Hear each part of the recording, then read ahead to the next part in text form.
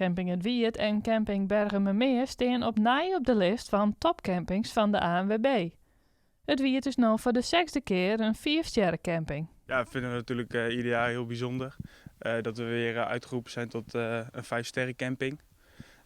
Ja, daar zijn we toch wel weer heel trots op. Hartstikke blij natuurlijk, ook een beetje trots natuurlijk ook. We zijn het al een jaar of 10, of 11 misschien al ondertussen. Dus het is eigenlijk een normaal iets geworden voor ons.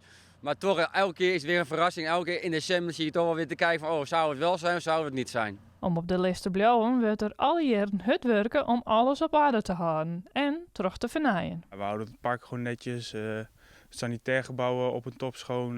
Ja, zo biedt je iedereen een onvergetelijke vakantie. Je kijkt altijd van hoe kan je je bedrijf verbeteren, waar heeft de gasten behoefte aan. Ja, en daar speel je wel op in en je kijkt er zeker wel naar.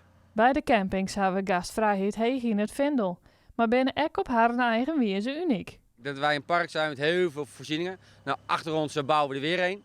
Dat is echt voor de 12-plussers, zijn we nu mee bezig. Nou, doen we zo'n interactieve hitarena. Er komen allemaal hoge objecten in, tussen de 4,5 en de 7 meter hoog. Daar ga je tussen rennen, springen en klimmen. Je krijgt een bandje om je pols en dan gaat de tijd. En 20 minuten krijg je dan tijd.